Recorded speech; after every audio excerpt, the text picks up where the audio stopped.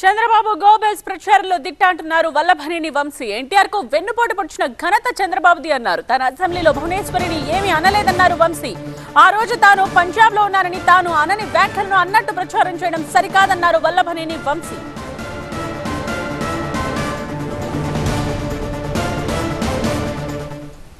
మనతో మాట్లాడడానికి ఎమ్మెల్యే వంశీ ఉన్నారు. పవన్ కళ్యాణ్ ఇక్కడ మీ గురించి మాట్లాడిన అంశాలు అయితే మీకు తెలిసే ఉంటుంది. సో దాని మీద మీరు ఏం చెప్పదలుచుకున్నారు? అంటే చంద్రబాబు నాయుడు గారు గోబెల్స్ ప్రచారం చేయడంలో దిట్ట. అది ఎవరైనా సరే మొదట్లో ఎన్టీ రామారావు గారి గురించి చేశారు. ఆయన స్త్రీలోళ్ళని వ్యసనపరుడని చేసి ఆయన పార్టీ నుంచి దింపేసి ఆయన ముఖ్యమంత్రి పదవి తీసుకొని ఇది చేశారు.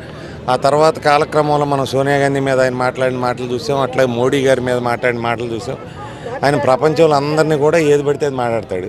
తర్వాత మళ్ళీ ఏమీ తెలియనట్టు అల్జీమర్స్ ఉన్నట్టో లేకపోతే ఓ టెంపరీ ట్రాన్సిషనల్ మెమరీ లాస్ ఉన్నట్టో బిహేవ్ చేసి మళ్ళీ వాళ్ళతోనే మాట్లాడుతూ ఉంటాడు. ఈ కాలక్రమంలో ఏం చేస్తాడంటే ఆయన రాజకీయాలకి కోసం ఎవరినైనా సొంత మామగారైన ఎన్టీ రామారావు గారైనా సొంత భార్య అయినా ఇప్పుడు నిన్న పవన్ కళ్యాణ్ గారు అన్నారు నేను అసెంబ్లీలో అన్నాన్ని. అసెంబ్లీలో ఆ ఘటన జరిగిన రోజు నేను అసలు అసెంబ్లీలో లేను. పవన్ కళ్యాణ్ గారు చూశారా నన్ను అసెంబ్లీలో? ఆ ఘటన జరిగిన రోజు నేను అనటం పవన్ కళ్యాణ్ గారు చూడటం కానీ వినటం కానీ జరిగింది. ఆ సంఘటన జరిగిన రోజు నేను ఐఎస్బి మొహాలి క్యాంపస్ పంజాబ్లో ఉన్నా. నేను కూడా అక్కడ ఏదో టీవీ ఛానల్లో చూసా ఇట్లా జరిగింది అసెంబ్లీలో అని. అసలు నాకు సంబంధం లేనిది నేను అనంది నా మీద చెప్పి చంద్రబాబు నాయుడు గారు మా ఆవిడని అన్నారు, మా భార్యని అన్నారు అంటాడు.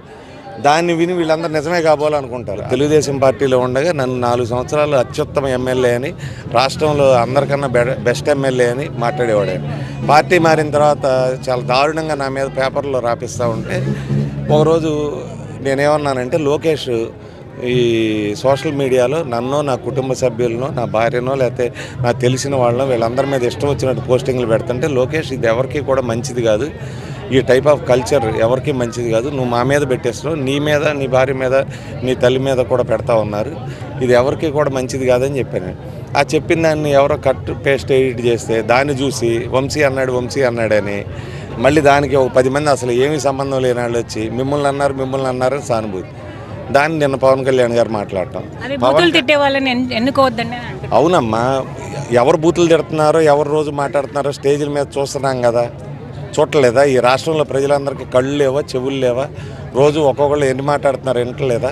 చంద్రబాబు నాయుడు గారు వీళ్ళందరూ ఏం మాట్లాడుతున్నారో వింటలేదా? ప్రచారం బాగా కొనసాగుతుంది. అదే వచ్చేది మాత్రం ఖచ్చితంగా వైఎస్ఆర్సీపీ పార్టీని ప్రజలు చాలా ఆహ్వానిస్తున్నారని చెప్పి వంశీ అంటున్నారు. కెమెరా పర్సన్ అంజితో హసీనా టీవీ9